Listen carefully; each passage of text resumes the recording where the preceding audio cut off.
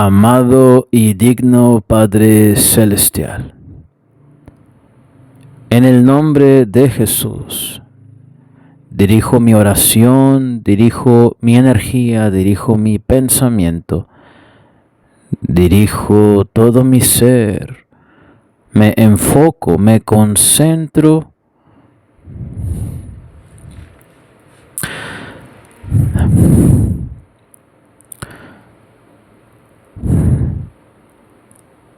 Amado y querido Padre Celestial, en el nombre de Jesús, en el nombre de Jesucristo, aquel que no requiere presentación, pero que es digno, honrado, honorable de ser presentado, aquel que intuimos aún sin Biblia en mano, aquel que detectamos, que percibimos, que interpretamos, que entendemos que aún sin mencionar su nombre, resucitó entre los muertos.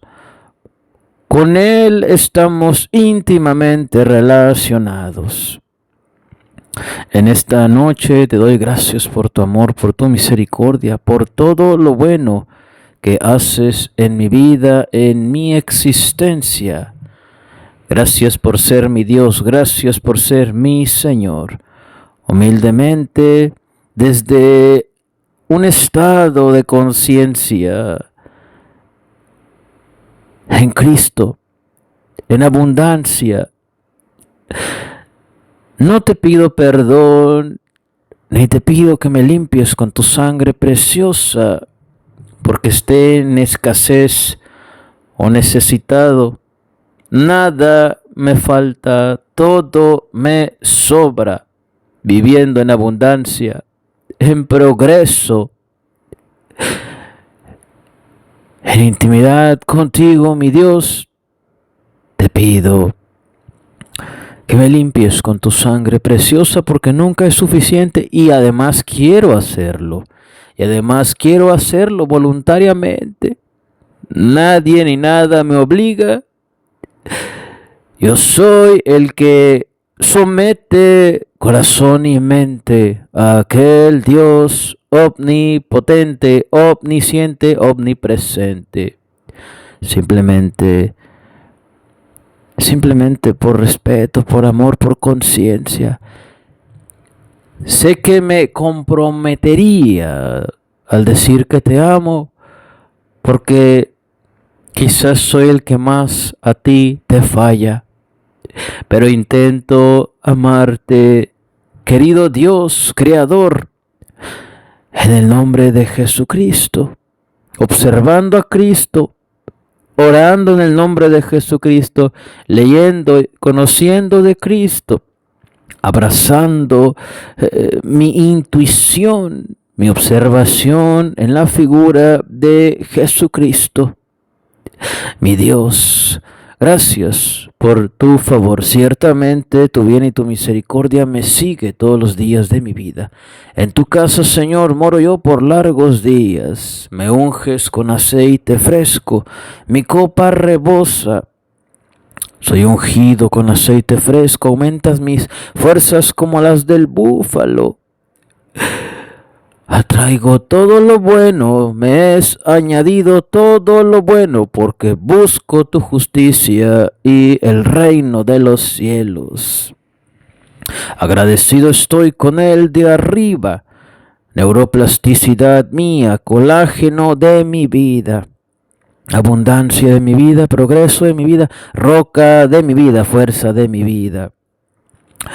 Pones tu armadura sobre mí, me ciñes con los lomos de la verdad, me vistes con la coraza de la justicia, el cinturón de la verdad, el yelmo de la salvación. Apresto el evangelio en los pies, listo para ser predicado, el escudo de la fe con el que se apagan los dardos de fuego del maligno. la espada del Espíritu, que es tu palabra santa, Señor, orando en todo tiempo y súplica en el Espíritu, a fin de permanecer firmes frente a las acechanzas del enemigo. Padre, en el nombre de Jesús, pones mi frente como pedernal de diamante, siendo tu Espíritu Santo, regulador de mi temperamento y de mi carácter. Salvador mío, castillo mío, a tu sabiduría le digo que es mi hermana, a tu inteligencia que es mi pariente. Tu Espíritu Santo me ministra de noche y de día. Ninguna arma forjada contra mí prospera. Condeno toda lengua que se levanta contra mí en juicio. Es la herencia de tu siervo Eduardo Tejeda. Amado Padre, públicamente hago, Señor, la declaración universal de que sea honrado, glorificado el Señor Jesucristo, a quien yo tengo por herencia, a quien yo tengo por respaldo, siendo extraño habitando en esta tierra. Es porque no sé ni de dónde soy ya. Unos dicen que soy errante, que ando de aquí para allá. Otros dicen que soy inestable, que no encuentro mi lugar. Pero tu palabra dice que tu pueblo andaba de aquí para allá, que cuando eran pocos en número, no consentías, no tolerabas que se metieran con ellos en la tierra que tú prometías, les habías de dar. No toquen a mis ungidos, no hagan daño a mis profetas, dijiste, Dios de la tierra.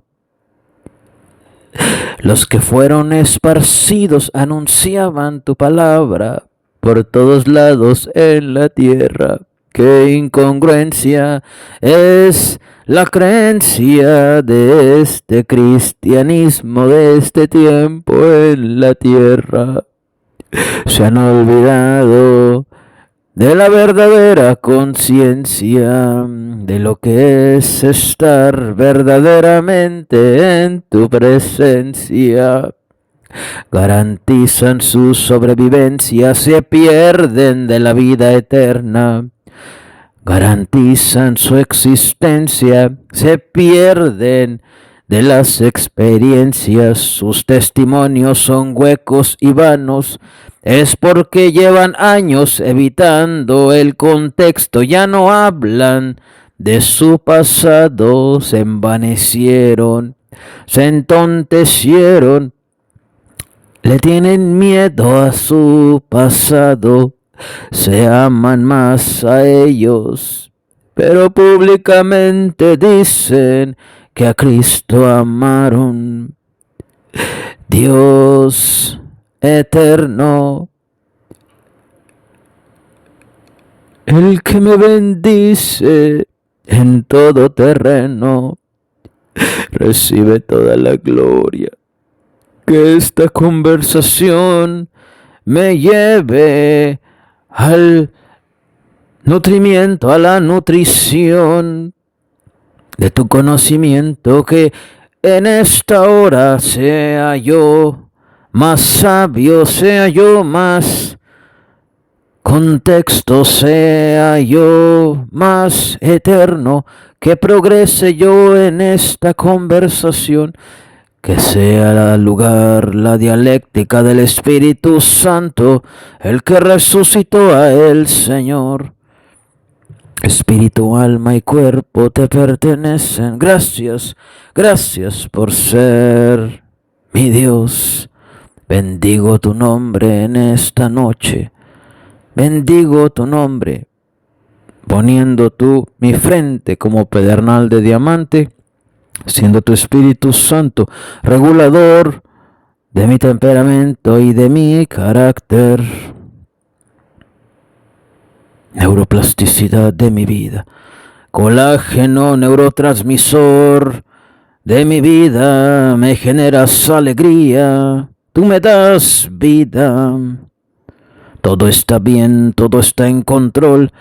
Mi sistema nervioso relajaste ayer y hoy. Escuchas mi oración. Te agradezco tu salvación, tu provisión. En mi camino, tu dirección. Hecho es, en el nombre de Jesús.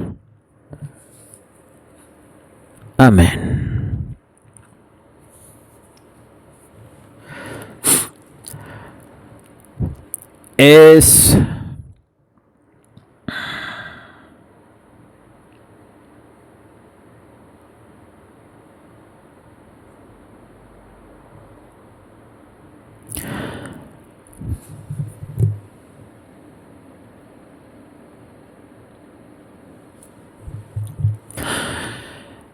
Es miércoles 28 de mayo del 2025. Aquí en Tulum son las 20 horas y 33 minutos. Esto es Evangelio Público, todo relacionado con el Evangelio, por Eduardo Tejeda. This is Public Gospel. Everything related to the Gospel by Eduardo Tejeda. ¿Por qué la presentación? Si normalmente digo esto al final de la transmisión del video, de la publicación, porque de eso se trata este mensaje.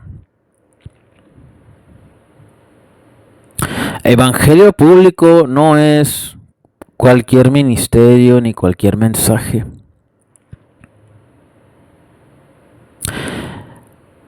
Es una verdad, verdad salvaje, verdad fuera del sistema catedrático, fuera del sistema religioso, del sistema establecido.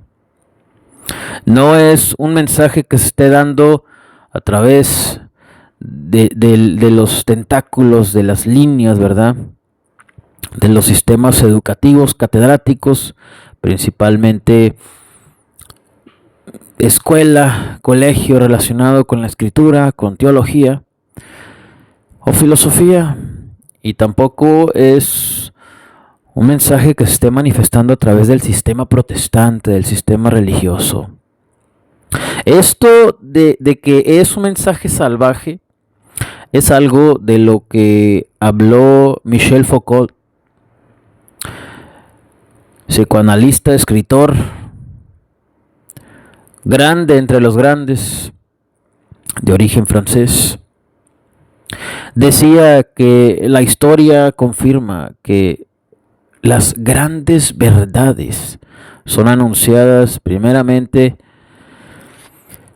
de manera radical, de manera salvaje, de manera arrebatada, desalienadas a los sistemas establecidos, y posteriormente son tomados en serio y son estudiados de forma catedrática, de forma minuciosa, de forma detallada, tanto a nivel educativo como a nivel religioso y espiritual. Y este tipo de verdades son muchas veces menospreciadas, no estimadas y no respetadas. He estado hablando de esto bastante tiempo. El evangelista, el profeta, va en contra de la multitud. Es un superdotado, es un sobredotado. Aprende resiliencia, autosuficiencia, se independiza del sistema educativo, catedrático, religioso, espiritual, y se mantiene en una línea mística y laica hasta cierto punto. No cree en las instituciones, no cree en los personajes políticos. Desarrolla una devoción personal por el Creador. El Evangelio de Jesucristo es un mensaje radical. En alguna parte de los Evangelios dice que el reino de los cielos sufre violencia y solo los violentos lo arrebatan, hablando en sentido figurado. Desde luego que la esencia del cristianismo, ¿verdad?, evade y reprueba toda manifestación de violencia física. En el caso de instituciones militares, policíacas y todo lo relacionado con defensa y el brazo de control, ¿verdad? El aparato de control que usa, que ejerce, que establece el Estado para garantizar el orden civil, el orden cívico, ¿verdad?, en las sociedades, a nivel masivo, a nivel colectivo, es un tema aparte. No podemos habitar la tierra sin ese aparato de control que reporta, que viene del Estado, que es la milicia, la policía, porque esto se saldría de control. Porque en sociedades tan decadentes como lo son las occidentales americanas de Estados Unidos al sur, exceptuando Canadá, ¿verdad?, y la parte occidental europea, al menos la parte septentrional, Europa del Norte, es posible vivir sin esa dependencia del aparato de control del Estado, llamado policía, llamado milicia, porque las personas tienen otra conciencia, otro pensamiento, otra vibración, otra educación, otros valores, otros principios. El problema comienza, ¿verdad?, de Francia hacia abajo. Los países bálticos, los países eslavos, todos los países latinos, Rumania, Italia, Montenegro. México no es la excepción. México no es la excepción. Habiendo dicho esto, entendiendo, ¿sí?, el contexto del que estoy hablando, se refuerza cada vez más y debes de reforzar cada vez más la creencia de que estás en el camino correcto. El evangelista, el profeta va contracorriente y a lo largo de ese camino el desarrollo de esa convicción no es fácil. Enfrenta uno etapas de duda, de oscuridad, de cuestionamiento. Conforme avanzan los años, puede uno tener preguntas porque somos hombres. Puede uno tener deseos encontrados. Pueden manifestarse soledades, intrigas existenciales. Porque el evangelista, el profeta, al menos por un tiempo, y esto es obligatorio, tiene que ir en retroceso. Tiene que ser testigo de cómo el impío prospera superficialmente.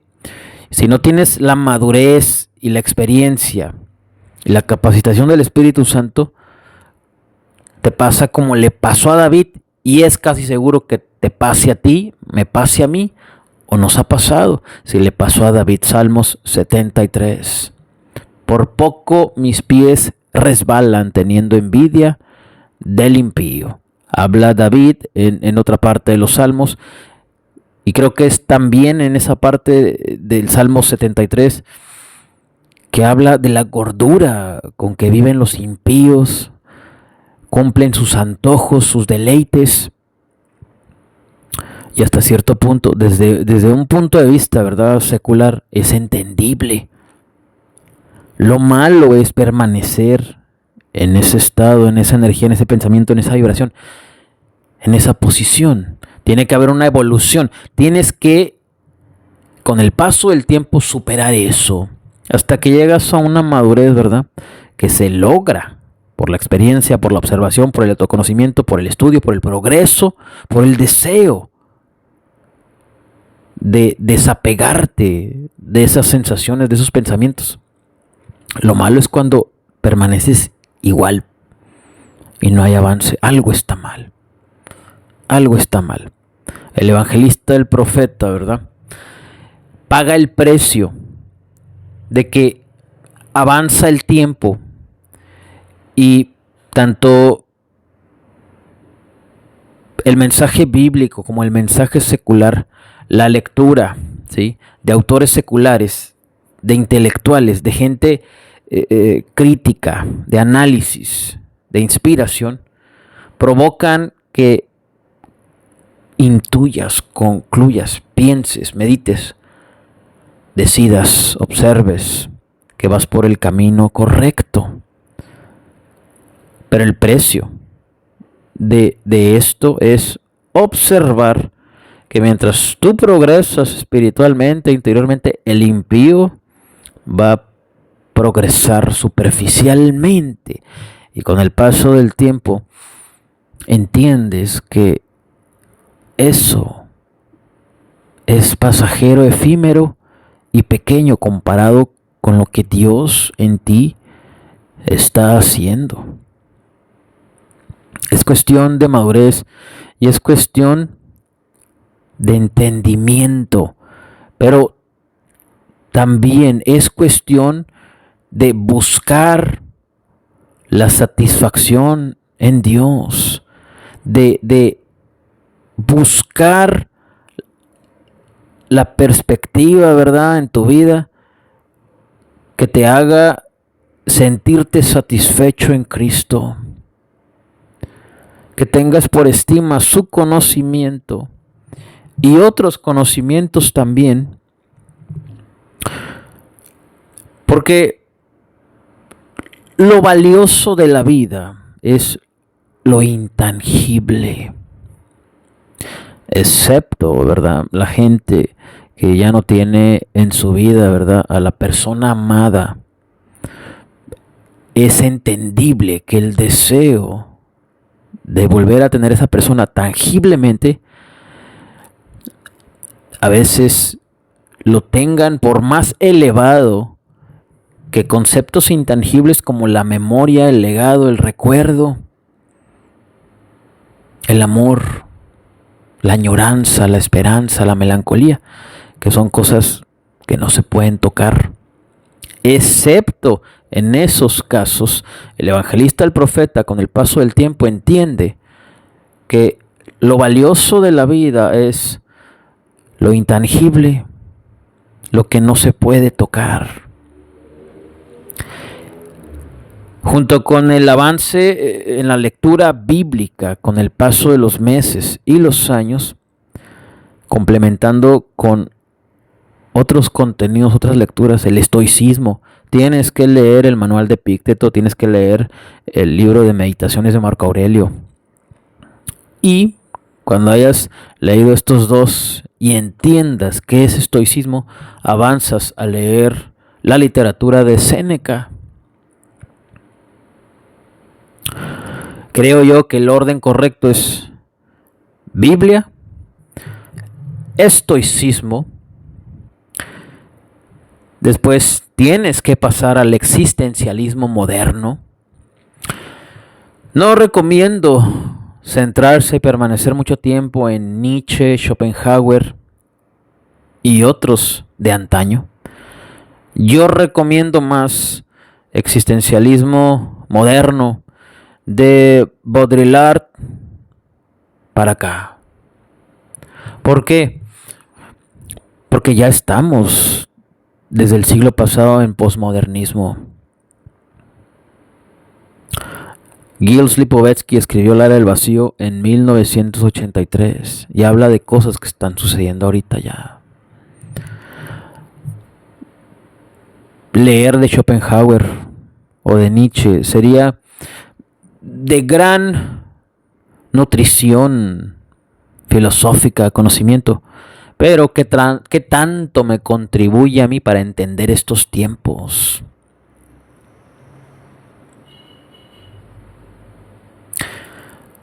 Un simple ejemplo es que Schopenhauer escribió un libro que se llama El arte de tener la razón, o el arte de siempre tener la razón, ¿no recuerden? Y habla de eso, de argumentación, de debate, de respuestas, de imponer tus ideas. Cuando estamos en un tiempo donde la gente censura el debate, la discusión, la argumentación. Entonces, ¿de qué sirve que yo me adentre en un viaje lector o como lector de Schopenhauer?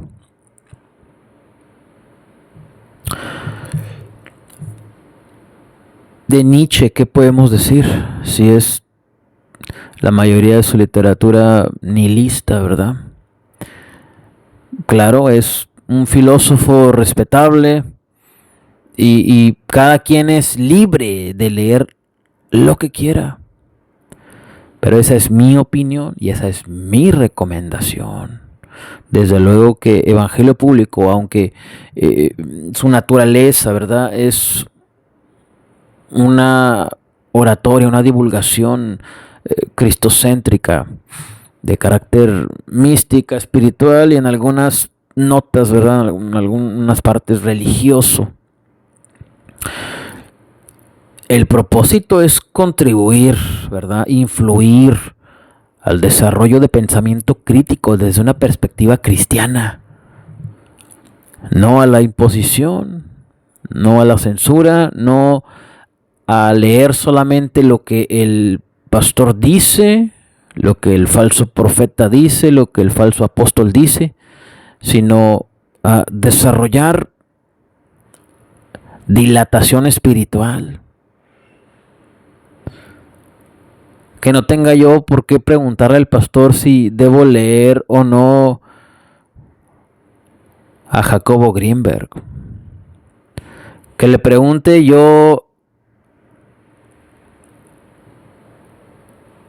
a Dios o a mí mismo qué es lo que tengo que leer y no al pastor.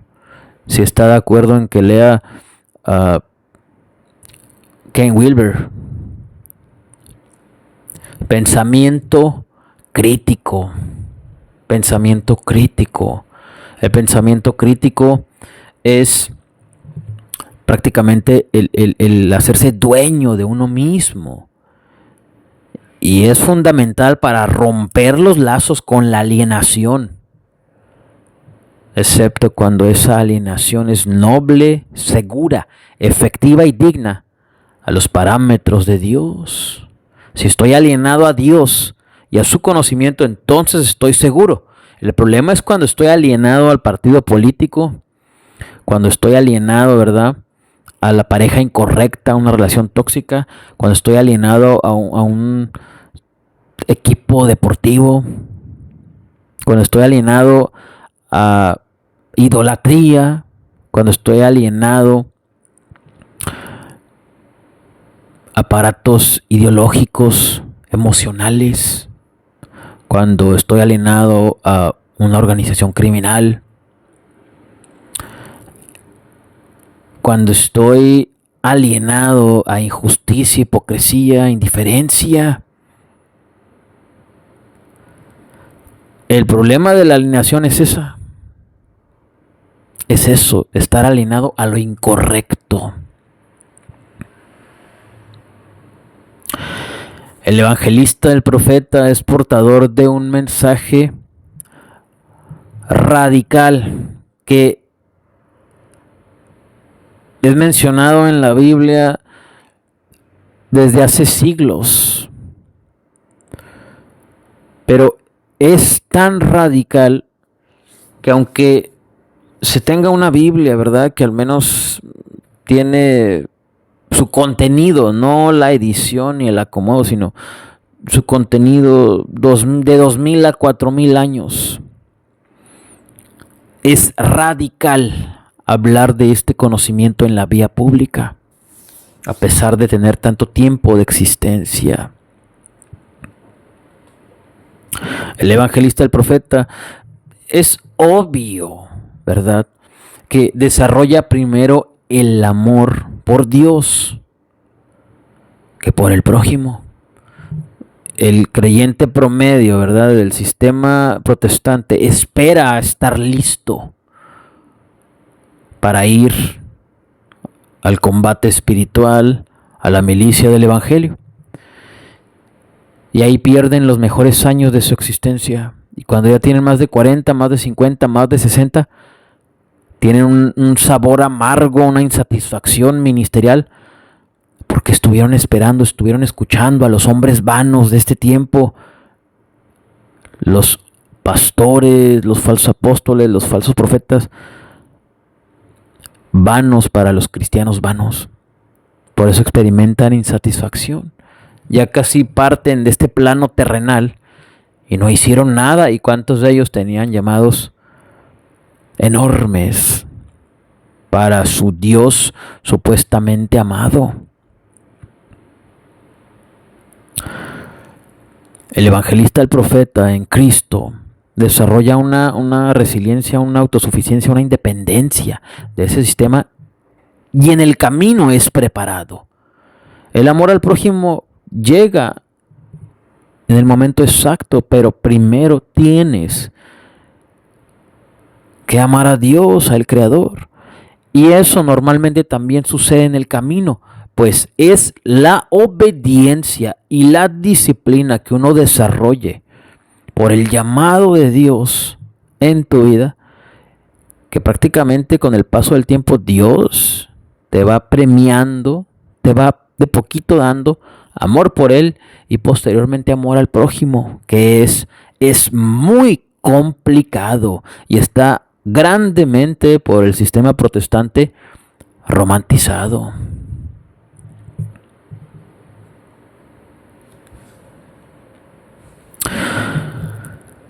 Leía yo desde hace una semana Jeremías 40 al Jeremías 46 en la Biblia Reina Valera, y leía yo que hay una historia de Jeremías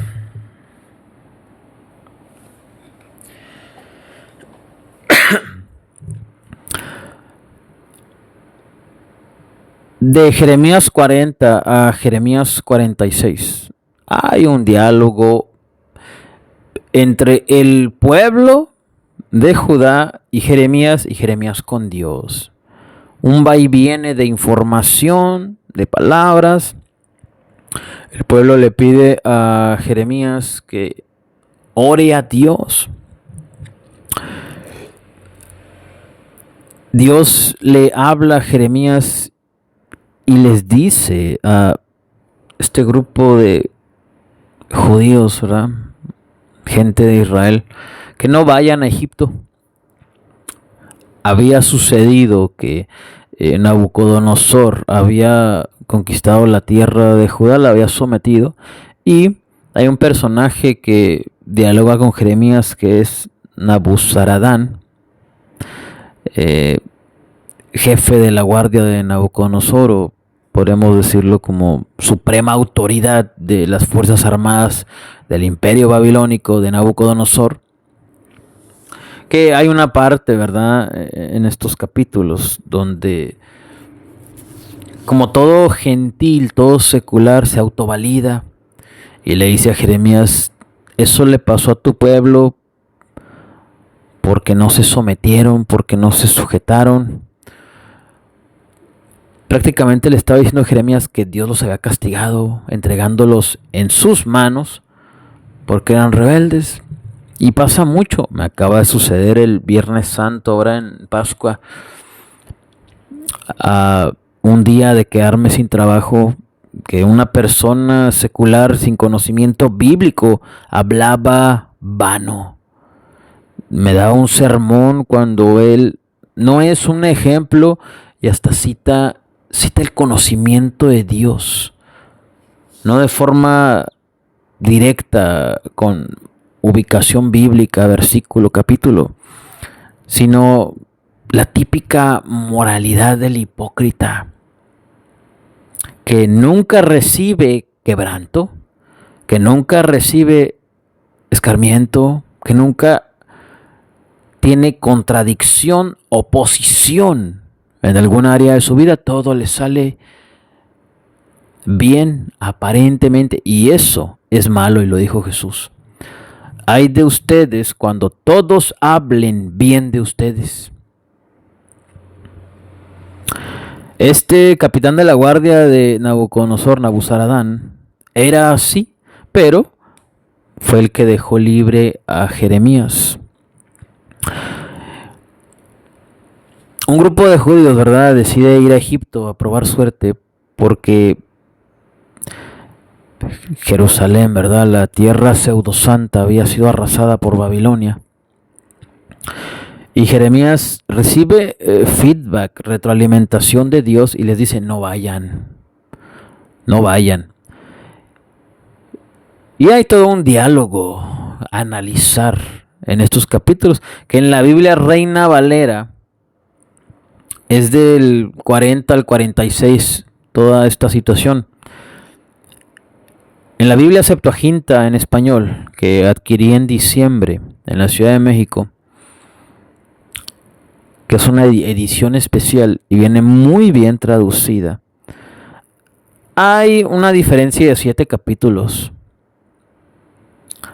Y esto que viene en la Reina Valera del 40 al 46, en la Septuaginta, ¿verdad?, que no es texto que haya sido tomado del texto masorético que conocemos más en la versión Reina Valera y las versiones protestantes más conocidas, que es el texto masorético, siglo 7, 6, los masoretas, ¿verdad?, un grupo de expertos, escribas, lectores, intérpretes del Antiguo Testamento, deciden copiar de forma detallada y añadirle símbolos, observaciones al Antiguo Testamento.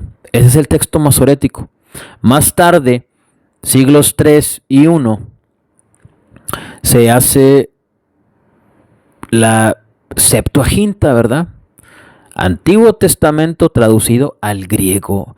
La Septuaginta no viene del texto masorético, viene de otro, y es, antes de que te diga, ¿verdad?, no es el texto masorético. La Septuaginta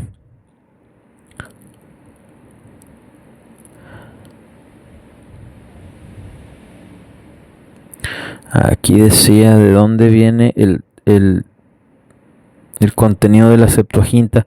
No es el texto masorético.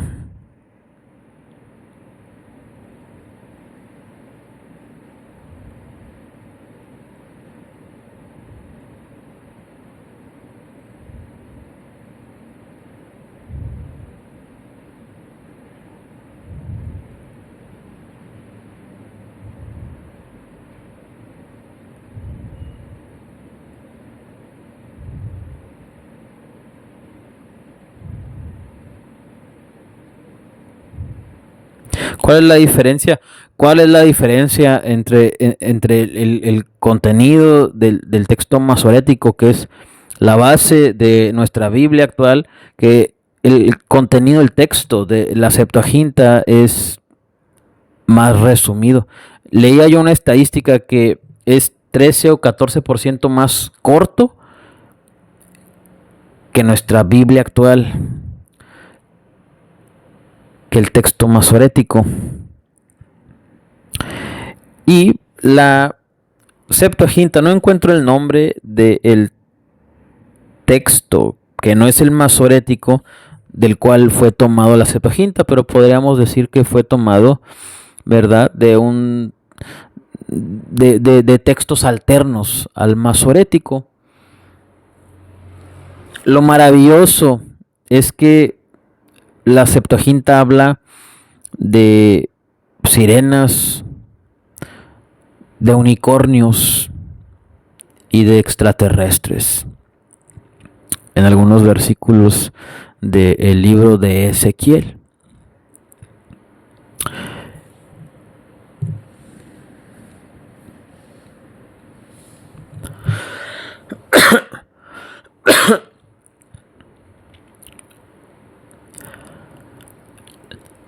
la manera en que Jeremías les advierte. Desde Jeremías 40 al 46 en la Reina Valera y del 46 al 51 en la versión de la Septuaginta,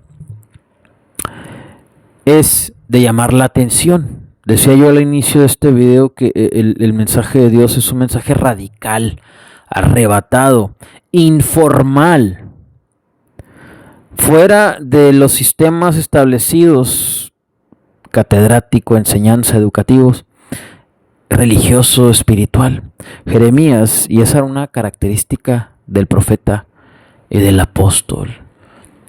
Somos portadores de un mensaje poderoso de Dios que primero tiene que ser informado de forma arrebatada e informal para posteriormente estar en los libros de la historia, como fue en el caso de Jeremías, como fue en el caso de Isaías, todos los profetas, los apóstoles, el mismísimo Jesucristo. La respuesta, ¿verdad? Después de las palabras que les dijo Jeremías a este pueblo que iba a descender a Egipto, es la respuesta típica y hasta cierto punto berrinchuda, inmadura, infantil, como tienen muchos, y me ha tocado ser parte de esto cuando estoy predicando en la calle o en la vía pública. Las respuestas infantiles. El lunes hubo 3 incidencias durante el mensaje. Subí el video, ¿verdad? Es el culto racional del lunes 26 de mayo. 3 incidencias. Un gringo mirando despectivamente a un mexicano en el propio México. Un mexicano defendiendo más a Israel que las mismísimas playas de la Riviera Maya. Incongruencia total.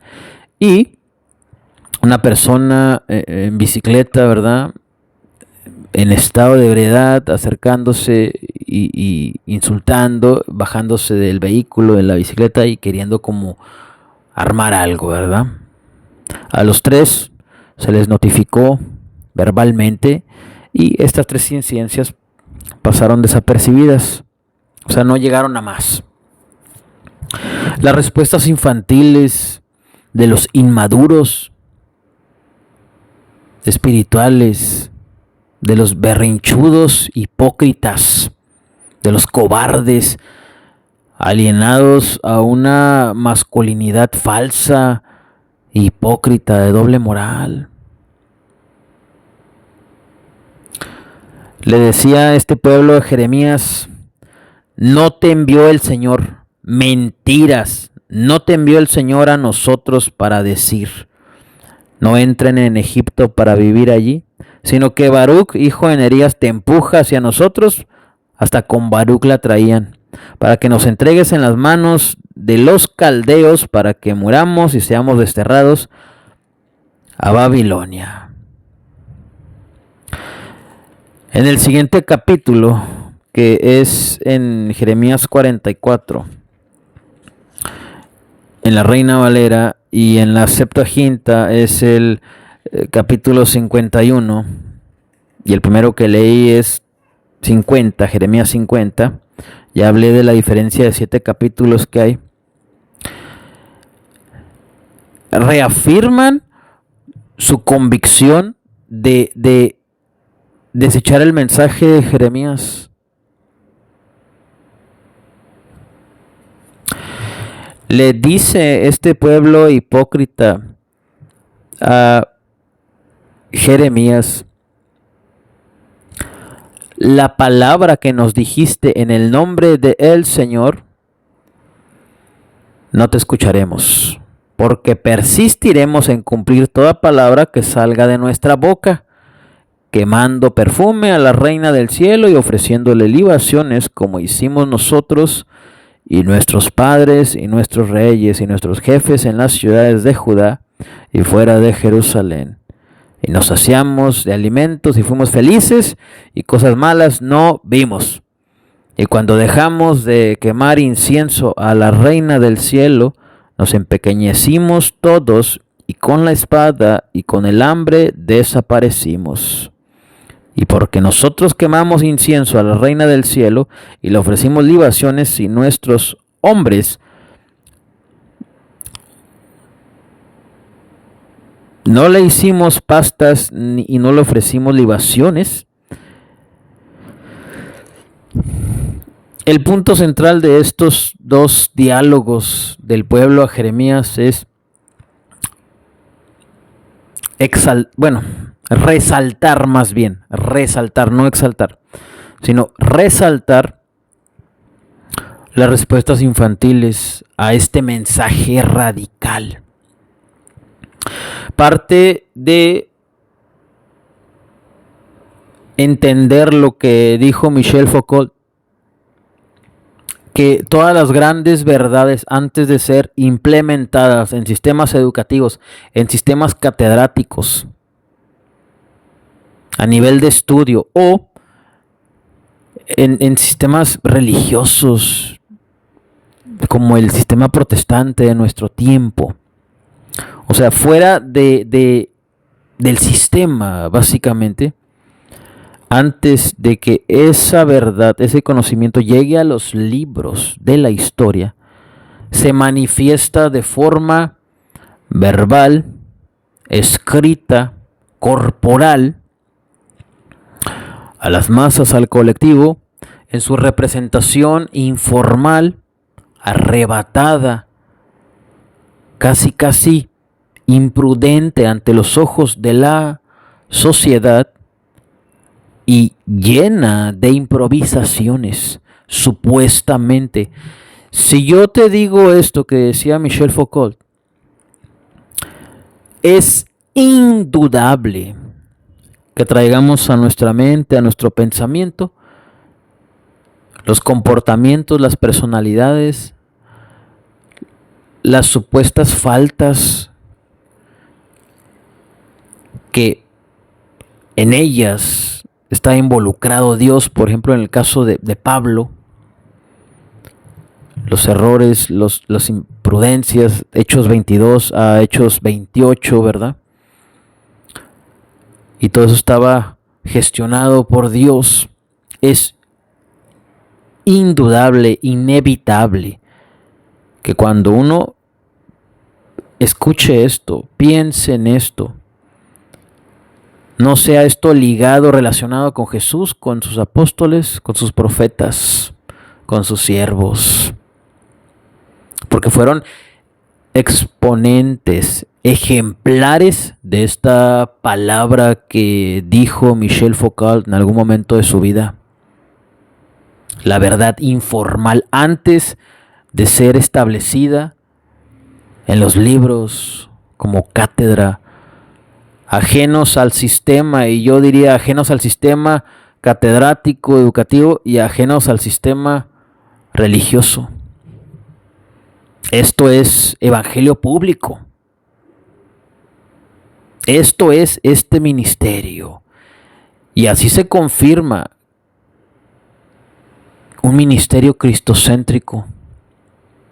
Somos partícipes de la verdad substancial de Dios en nuestras vidas. Por eso, cuando testificamos, nuestro testimonio tiene peso y autoridad, porque está lleno de contexto, públicamente hablando. Contexto público. Es algo verdaderamente poderoso. Esta informalidad, ¿verdad? Esta supuesta desorganización es el tesoro de la verdad. Para mí a veces es algo frustrante que en tiempo real se está manifestando el canon de evangelio público, y realmente testigos oculares y audibles son contados con los dedos de una mano. Cuando esto se haga viral y llegue a los oídos de las masas, ya a un nivel colectivo, muchos, incluso gente relacionada conmigo sanguíneamente, o sea, familia, se preguntarán a sí mismos por qué no le escuchamos. Y esto es porque tienes que reconocer que eres una persona de duro corazón y de frente obstinada, de empedernido corazón y de frente dura. Eres como el pueblo de Israel, con la cerviz dura. Y esa será la prueba, ¿verdad?, de que Dios estuvo hable y hable y hable a través de este mensaje informal, supuestamente desorganizado, imprudente, improvisado, rebelde, salvaje.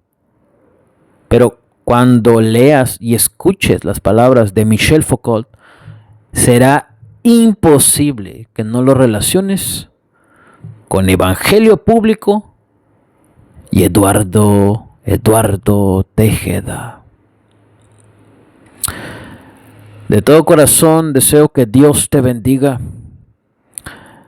Mi nombre es Eduardo Tejeda y esto es Evangelio Público, todo relacionado con el Evangelio por Eduardo Tejeda. This is Public Gospel, everything related to the Gospel by Eduardo Tejeda.